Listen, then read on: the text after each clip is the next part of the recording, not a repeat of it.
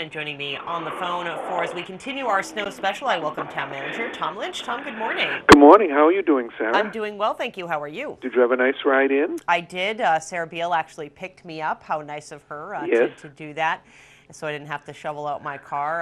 Have you been out there shoveling yet this morning, Tom? I shoveled last night, and then I shoveled again early this morning. But I think there'll be one more little shovel before I come into work in a bit. But I noticed your picture of the snowy owl. I think all owls are snowy today. I think so. Yeah, I think you're absolutely right. Yeah. All owls and all other sorts of birds out there too. It's definitely snowy. Not as bad as it was a couple of weeks ago, though. No, I think I'm sure as you've heard from others, it's not as certainly as deep, and it's light, and it's much lighter than before. There are, as Henry pointed out, there are a couple of drifts here or there, but when you're doing your general shoveling, it seems to be about 5 to 6 inches at least over here in Centerville. But I did have to wonder also, though, are you and Sarah Mano going to break into a little duet of the sun will come out tomorrow? Because the weather is getting more and more interesting here as I watch our news. But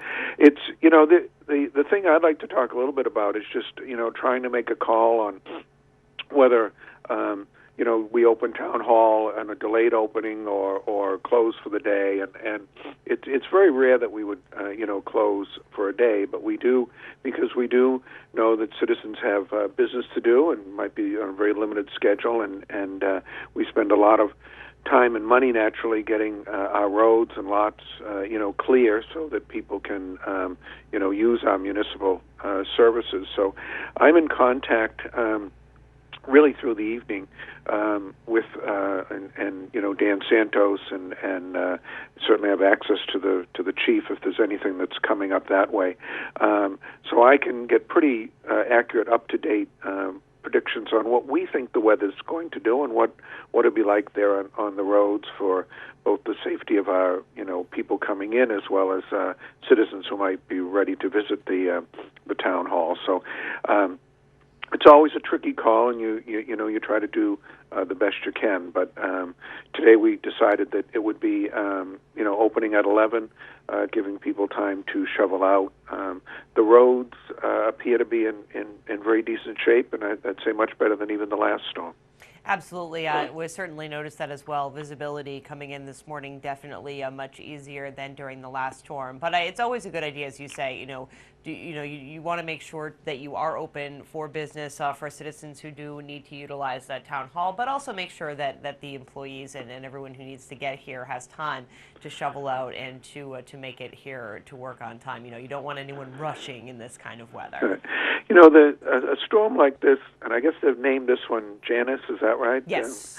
It's always disruptive to your workday, because yesterday we spent time. The chief gave me a call during the day to let me know that the regional emergency response system had been meeting, and he's our emergency management coordinator.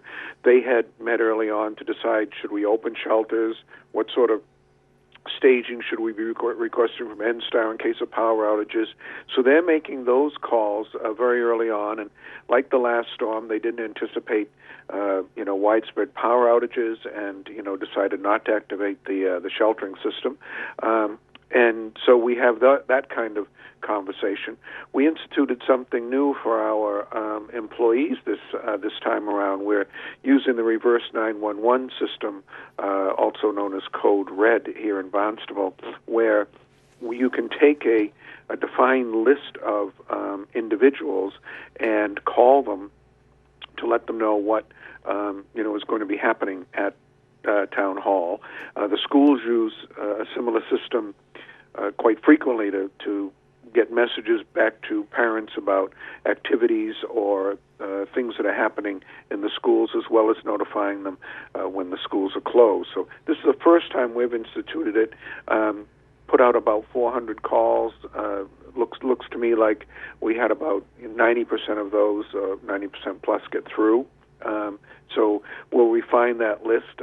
People do have access, as you have been pointing out, to our website and Facebook, and also we advertise let people know on the radio so people can plan. So a little something different we've tried, and it just gives a little more certainty that we're sure everyone is aware of what times the town hall is going to open. Absolutely, and that information crucial. And I will say, I did get one of those reverse 911 calls this morning. I looked at my phone and said, "Who is calling me this early in the morning?" But then it was like, "Oh yes, okay." So it's certainly effective, and as you say, always good. I mean, 400 people. There's a lot of people who work for the town, and so to be able to try and find an effective way to get in touch with everybody to make everyone sure on the same page, certainly not an easy task for sure. Well, and we're not contacting police or fire or school personnel within that. It's just trying to hit those municipal employees. So we'll refine that list, and those calls go out in about 8 minutes. So there's and we get a report back as to whether it was an answering machine that picked it up or a live response. So it's very reassuring to know that it beats the old phone tree system or things like that. So technology is helping us in terms of communicating on some of this. So we're hopeful with the report that Dan Santos had earlier, where while the blizzard watch is in effect, we expect it to be tapering down. The snow is not shouldn't amount to much more. So we're hoping that it'll be a safe entry for folks coming to town hall and our workers. Sure. So, Tom, what's your plan for the rest of the day? Obviously, I think I'm staying in touch with all of the agencies involved, whether it be the chief of police or Dan Santos from DPW, et cetera. How often do you all get together and discuss what the next steps are? Well, Dan will stop by as he generally does, first thing in the morning when, probably around 10-ish. And we'll have a conversation about how things are going. We like to know whether our equipment is up and running. Did we have any, areas that a contractor may have had difficulty with his equipment and had to come off the road, and how are we supplementing that? We will be at the DPW taking calls so that individuals who are calling to say, gee, someone hasn't been by my road, or gee, they came by around 1 or 2 in the morning, and when are they coming again? We answer all of those kinds of calls to give reassurances that folks are out there and doing their job. And then I'll also be checking to be sure how the reverse 911 system, and to see if there are any problems with delivering services in any of the departments. So it'll be pretty much a storm watch day, although with many of the meetings that we would have ordinarily had canceled, it gives me a chance to just sit and reflect on something like some upcoming capital budget decisions that need to be made, and as you might imagine, the finance director or others are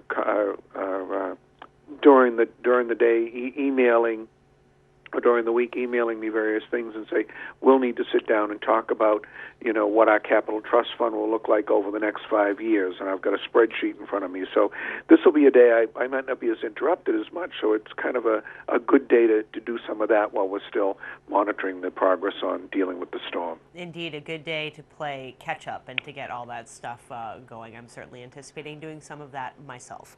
Well, Tom, I thank you so much for joining us. Anything else you'd like to let our viewers be aware of? Well, no, I just want to say that I think you've done an excellent job over the past 2 storms, getting Mr. Judge on to give kind of a statewide perspective, and then having our own local people be able to, say, here's what we did over the night and what you can expect. And I think having folks like Henry call in to give a personal, update of what's going on is kind of a nice little feature to add. And indeed, we'll hope to do a little bit more of that, and of course, got to give some kudos to our DPW director Dan Santos for coming in his full snow gear. That was pretty nice to have on the show as well, and of course, we appreciate you joining us here as well, Tom. Well, and I wish I had a crystal ball so I could make these accurate projections on opening and such, a day ahead of time, but we just have to rely on the information we have at the time that we have to make the call, which is generally around 5 or 5:30 in the morning. Indeed, got to go with the flow. Well, Right. Tom, thank you so much, Okay, and sir. we'll see you a little later. We'll see you a little later. Bye-bye. Take care. Bye. Tom Lynch, of course, our town manager, joining us here on Barnstable.